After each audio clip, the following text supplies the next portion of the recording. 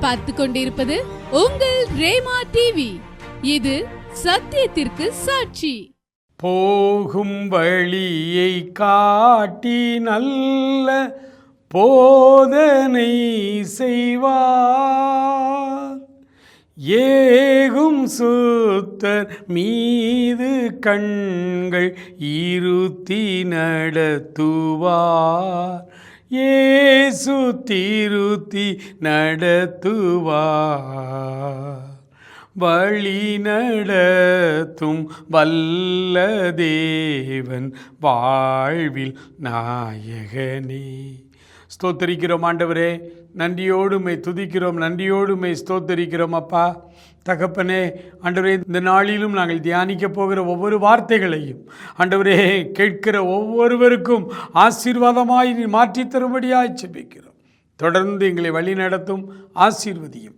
இயேசு கிறிஸ்துவின் நல்ல நாமத்தில் ஜெபிக்கிறோம் எங்கள் அருமை பிதாவே, ஆமேன் ஆமேன். பிரியமானவர்களே, ஒவ்வொரு வாரமும் சனிக்கிழமை தோறும் மிஷனரி பயணம் என்கிற தலைப்பிலே அநேக மிஷனரிகளுடைய வாழ்க்கை வரலாறில் நாம் கற்றுக்கொண்ட சில காரியங்கள், முக்கியமான காரியங்களை நாம் இந்த சனிக்கிழமை தோறும் தியானித்து கொண்டிருக்கிறோம். அதே நேரத்தில் ஆண்டவர் நம்முடைய கைகளிலே கொடுத்த சத்தீஸ்கர் மாநிலம் கொண்டா பணித்தளத்தை குறித்த செய்திகளையும் உங்களோடு கூட நான் அவ்வப்போது பகிர்ந்து கொள்ளுகிறேன். அதே இந்த சனிக்கிழமைகளிலே வேதத்தில் இருந்து மிஷனரி பணிகளை குறித்து ஆண்டவர் நம்ம கற்றுத்தருகிற காரியங்களையும் நாம் கற்றுக்கொண்டு வருகிறோம். அப்படி போல இந்த சனிக்கிழமையில் அப்போஸ்தலர் நடவடிக்கைகளின் புஸ்தகம் 14ஆம் அதிகாரத்திலிருந்து ஒரு சில காரியங்களை, இந்த மிஷனரி பணிகளை குறித்து நம்ம தியானிக்க போகிறோம். அப்போஸ்தலர் நடவடிக்கைகளின் புஸ்தகத்தில் 28 அதிகாரம் இருக்கிறது. இந்த 28 அதிகாரம்தான் இவ்வளவு நாளும் 2000 வருடமாய் நடக்கிற ஊழியங்கள், இனி வரப்போகிற காலங்கள், ஒருவேளை இன்னும் கர்த்தருடைய வருகை தாமதிக்குமானால் இனி வரப்போகிற நாட்களிலும் எப்படி ஊழியம் செய்ய வேண்டும், ஊழியம் என்றால் என்ன, ஊழியத்தினுடைய காரியங்கள் என்ன, எப்படி நாம் பிரசங்கிக்க வேண்டும், எப்படி மக்களுக்கு நம்முடைய ஆண்டவருடைய வார்த்தைகளை சொல்ல வேண்டும் என்பதற்கான எல்லா சட்டத்திட்டங்களும் அடங்கிய ஒரு அருமையான புத்தகம்தான் அப்போஸ்தலர் நடவடிக்கைகளின் புஸ்தகம். 28 அதிகாரம் இருக்கிறது. ஆகவே இந்த பகுதிகளிலே 14ஆம் அதிகாரம் ரொம்ப முக்கியமான ஒரு அதிகாரம். அந்த 14ஆம் அதிகாரம், அப்போஸ்தலர் 14ஆம் அதிகாரத்திலே முதல் வசனத்தை உங்களுக்காக நான் வாசிக்கிறேன். அப்போஸ்தலர் 14:1. இக்கோனியா பட்டணத்திலே அவர்கள் இருவரும் யூதருடைய ஜெபாலயத்திலே பிரவேசித்து யூதரிலும் கிரேக்கரிலும் திரளான ஜனங்கள் விசுவாசிக்கத்தக்கதாக பிரசங்கித்தார்கள். அங்கிருந்த ஜெப ஆலயங்களுக்குள்ளே சென்றார்கள். அந்த ஜெப ஆலயங்களுக்குள்ளே சென்று அங்கே யூதர்களும் கிரேக்கர்களும் இருந்தார்கள். பலதரப்பட்ட மக்கள் இருந்தார்கள் ஆலயத்தில், ஜெப ஆலயத்தில். யூதரிலும் கிரேக்கரிலும் திரளான ஜனங்கள் விசுவாசிக்கத்தக்கதாக பிரசங்கித்தார்கள். அப்போ மிஷனரி பணியில் மிஷனரிகள் செய்ய வேண்டிய முதல் காரியம், ஜனங்கள் விசுவாசிக்கத்தக்கதாக பிரசங்கிக்கிறவர்களாய் மாற வேண்டும். ஜனங்கள் விசுவாசிக்கத்தக்கதாய் பிரசங்கிக்கிறவர்களாய் மாற வேண்டும். அதற்கு மிஷனரிகளுக்காக பின்னணியத்திலே நாம் ஜெபிக்க வேண்டும். மிஷனரி பணியினுடைய பிரதானமான வேலை அவர்களை ஜெபத்திலே தாங்குவது, காணிக்கை கொடுத்து தாங்குவது 2வது கட்டம். முதலாவது, மிஷனரி பணி என்பது பணிக்களத்திலே ஜனங்களுக்கு நடுவிலே நம்முடைய மிஷனரிமார் போய் நின்று பிரசங்கிக்கும் பொழுது அங்கே வந்திருக்கிற ஜனங்களிலே அநேகர் விசுவாசிக்கத்தக்கதாக அங்கே அவர்கள் பிரசங்கித்தாக வேண்டும். அப்படி அநேக ஜனங்கள் விசுவாசிக்கத்தக்கதாக அவர்கள் பிரசங்கிக்க நீங்களும் நானும் மிஷனரிகளுக்கு ஜெபத்திலே உதவி செய்ய வேண்டும். அதுதான் பிரதானமான நோக்கம். நான் கடந்த 20 வருடமாய் வட இந்திய பகுதிகளுக்குள்ளே சென்று அங்கே இருக்கிற மிஷனரி பணிகளை பார்வையிட்டு அவர்களோடு சேர்ந்து என்னால் முடிந்த சில மிஷனரி வேலைகள் கிராமங்களிலே நானும் சுவிசேஷம் அறிவித்து அநேகர் ஆண்டவர்களை திரும்பி வருவதற்கு ஒரு கருவியாய் நானும் அங்கே பயன்பட்டு கொண்டு வருகிறேன். அப்படி இந்த மிஷினரி ஊழியங்களுக்குள்ளே செல்லும் பொழுது அங்கே பல வருடமாய் வேலை செய்கிற நம்முடைய மிஷினரிமார்கள் எங்களிடத்தில் அவர்கள் கேட்கிற முதல் காரியம் என்ன தெரியுமா? காணிக்கை அல்ல, பணம் அல்ல, துணிமணிகள் அல்ல. அவர்கள் முதலாவது எங்களிடத்தில் கேட்கிற காரியம், அண்ணே எங்களுக்காய் ஜெபியுங்கள்,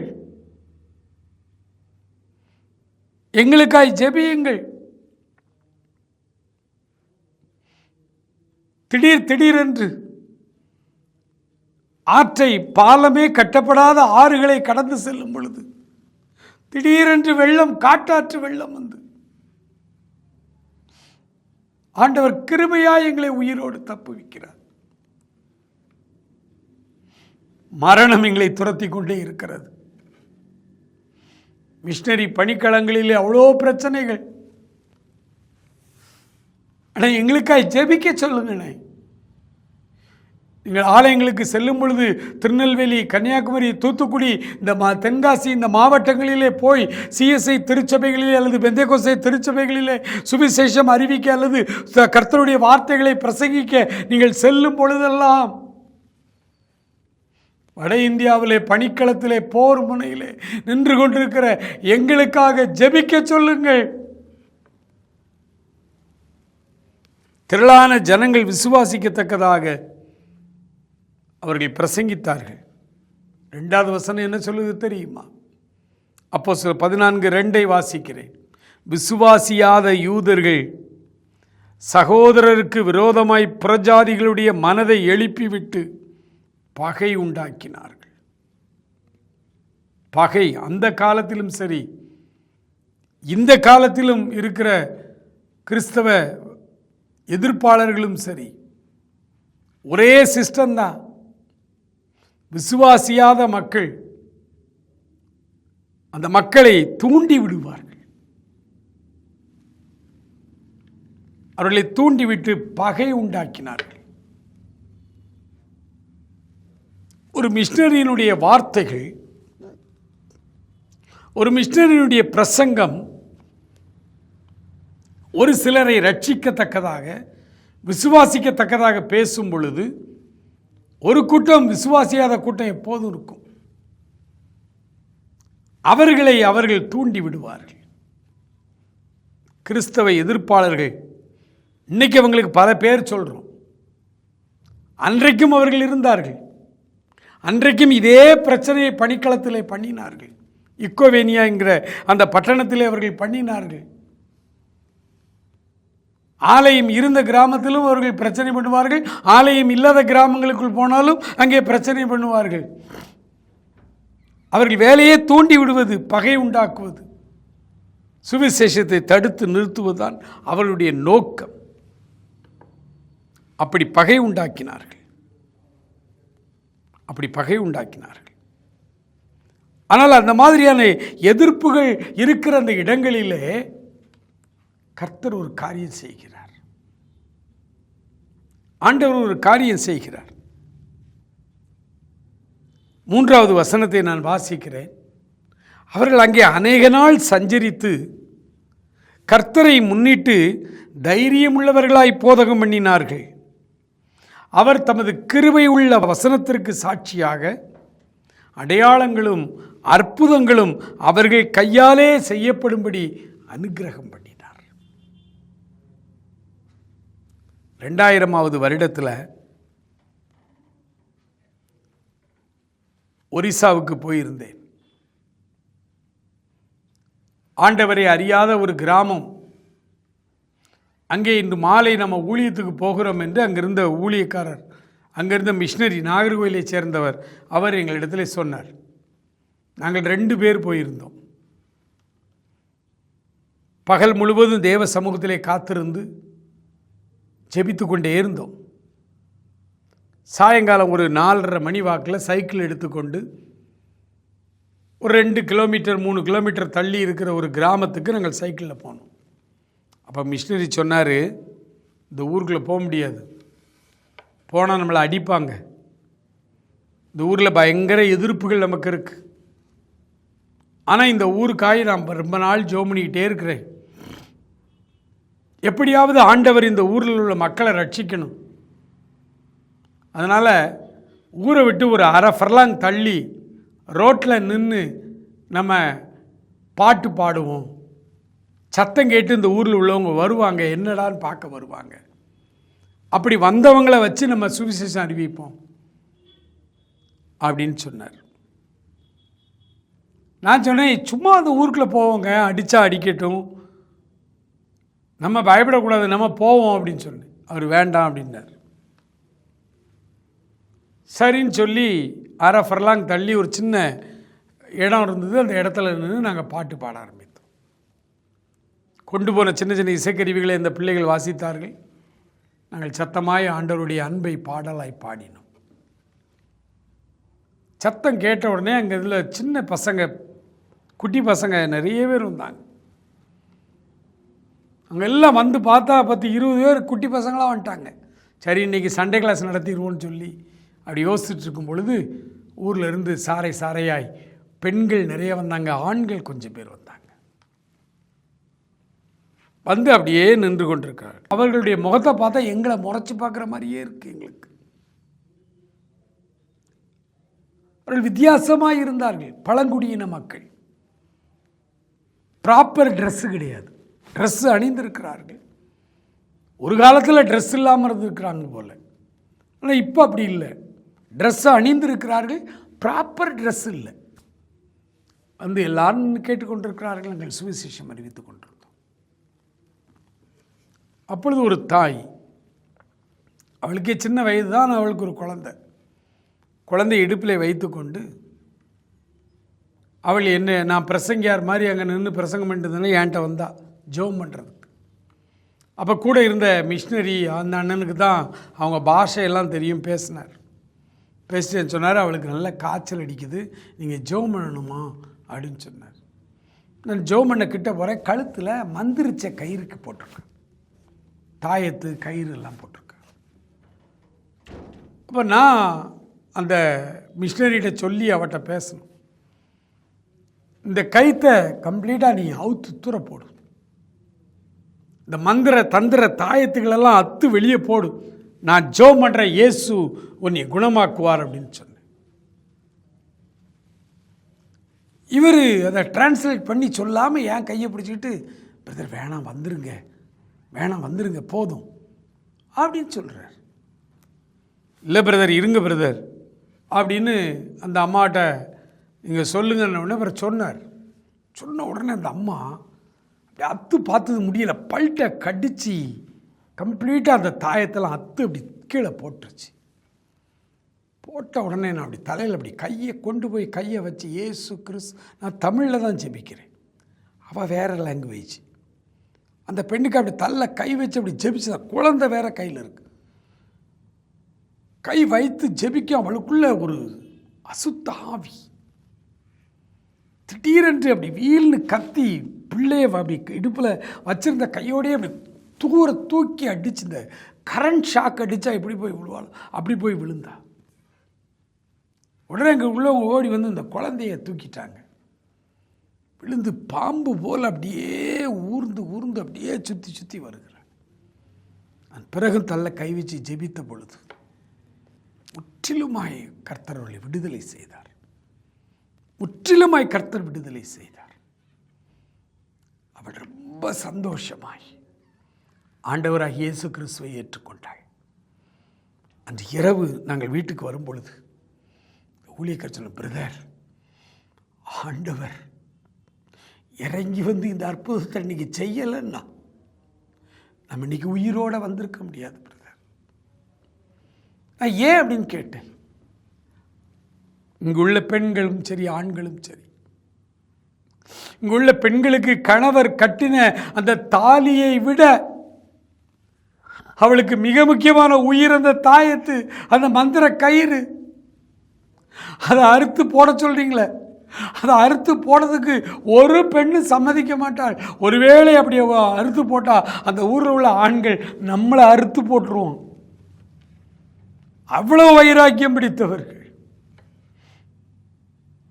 ஆனால் ஆண்டவர் கிருபையாய்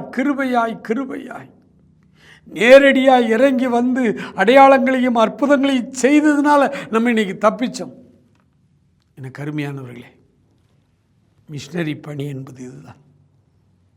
இக்கோவேனியாவிலே அவர்கள் பிரசங்கித்த பொழுது ஒரு கூட்டம் பேர் விசுவாசிக்கத்தக்கதாய் பேசினார்கள். ஒரு கூட்டம் பேர் விசுவாசியாதவர்களை கிறிஸ்தவ எதிர்ப்பாளர்கள் தூண்டிவிட்டு கலகம் பண்ணினார்கள், பகை உண்டாக்கினார்கள்.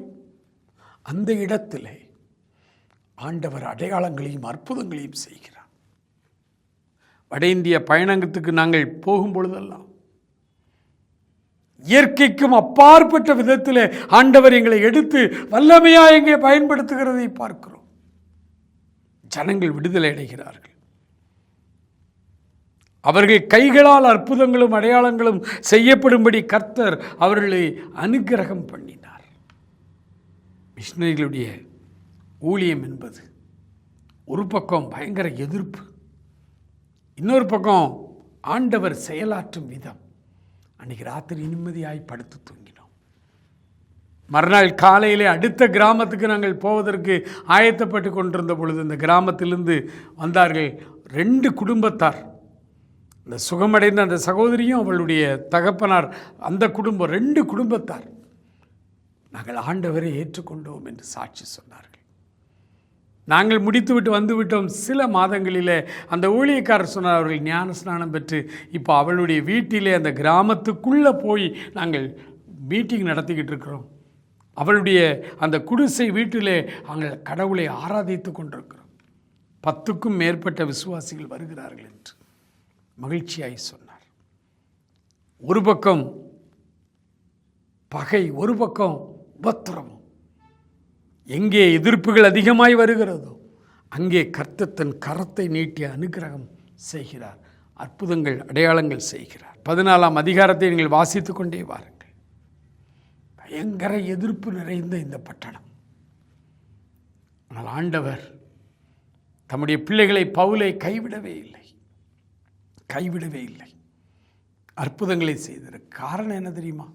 பவுல் ஒரு காரியம் சொல்லுகிறார், பிரியமானவர்களே, நாங்கள் சுவிசேஷத்தை எங்கள் வாயை திறந்து தைரியமாய் பேசுவதற்கு எங்களுக்காக வேண்டிக் கொள்ளுங்கள். இன்றைக்கு நாம் ஒரு தீர்மானம் எடுக்க போகிறோம். ஆண்டவரே, எனக்கு தெரிந்த மிஷனரி ஸ்தாபனம் IMS இருக்கலாம், NMS இருக்கலாம், FMBB இருக்கலாம், IEM இருக்கலாம். இந்த தமிழ்நாட்டிலிருந்து வட இந்தியா முழுவதும் சென்று ஊழிய செய்து கொண்டிருக்கிற எந்த மிஷனரி ஸ்தாபனம் உங்களுக்கு பழக்கமோ, எந்த மிஷனரி ஸ்தாபனத்தோடு நீங்கள் இணைந்திருக்கிறீர்களோ அந்த மிஷனரி ஸ்தாபனத்தில் பணி செய்கிற எல்லா பணியாளர்களுக்காக பின்னணியத்தில் நீங்கள் குடும்பமாய், சபையாய், தனியாய் நீங்கள் மன்றாடி ஜெபம் பண்ணுங்கள். மிஷனரி ஊழியங்களுக்கு ஜெபம் மிக மிக மிக அதிகமாய் தேவை, மிக அதிகமாய் தேவை, மிக அதிகமாய் தேவை. பிரியமானவர்களே, ஒரிசால காலிமேளா, பாலிமேளா என்கிற அந்த கிராமங்கள் எல்லாம் IMS பணித்தளங்கள் இருக்கிறது. ஆண்டவர் ஒவ்வொரு நாளும் அங்கே அற்புதங்களை செய்கிறார். அதற்கு என்ன காரணம் தெரியுமா? இங்கே அந்த ஊழியங்களுக்காக, ஒரிசாவுக்காக ஜெபிக்கிற ஜெபக்குழுக்கள் இருக்கிறார்கள். அதே போல தான் எங்களுடைய சத்தீஸ்கர் ஊழியத்துக்காக,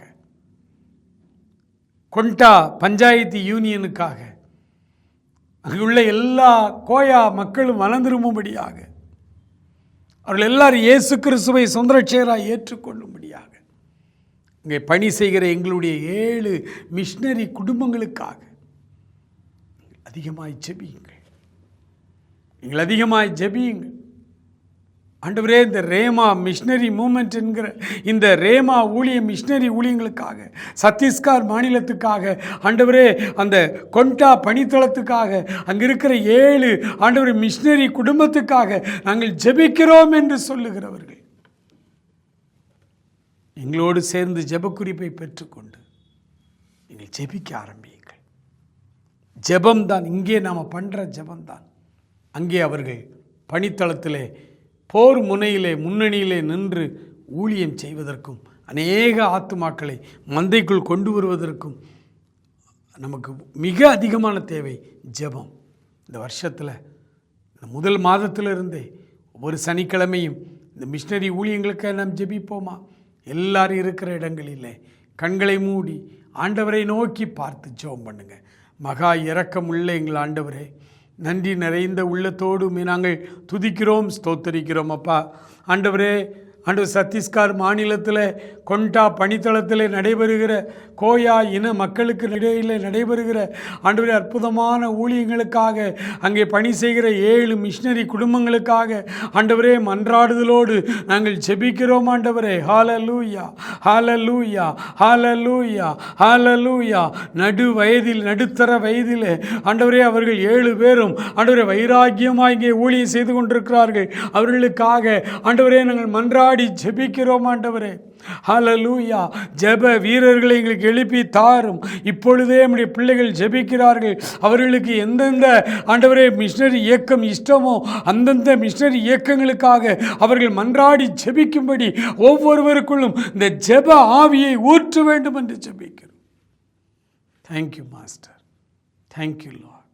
ஆண்டவரே, அங்கே போர் முனையிலே நிற்கிறது போல பணிக்களத்தில் ஆண்டவரே எதிர்ப்புகளுக்கு நடுவிலே நின்று கொண்டிருக்கிற எங்கள் மிஷனரிகளுக்காக இங்கே இருந்து நாங்கள் மன்றாடி ஜெபிக்கிறோம். அப்பா, இங்கே இருந்து நாங்கள் மன்றாடி ஜெபிக்கிறோம். ஆண்டவரே தகப்பனே, அவர்களை நீர் பாதுகாத்தருளுவீராக. எதிர்ப்பாளர்கள் கைகளிலிருந்து, அரசாங்கத்தின் கைகளிலிருந்து அவர்களை பாதுகாப்பீராக. அற்புதங்களையும் அடையாளங்களையும் ஆண்டவரே அவர்கள் கையால் நிகழ்த்தும்படி நீர் அனுக்கிரகம் செய்வீராக. பெரிய காரியங்களை செய்யும். எதிர்ப்புகளை எல்லாம் அற்புத அடையாளங்களின் மூலமாய் ஆண்டவரே ஆதரவாய் மாற்றி எதிர்க்கிறவர்கள் முதலாவது மனம் திரும்ப உதவி செய்தருளும். ஆசீர்வதிங்கப்பா. தொடர்ந்து காத்துக்கொள்ளுங்க. துதிகன மகிமை எல்லாவற்றையும் எடுத்துக்கொள்ளுங்க. இயேசு கிறிஸ்துவின் இன்ப நாமத்தில் ஜெபிக்கிறோம் எங்கள் அருமை பிதாவே. ஆமேன், ஆமேன்.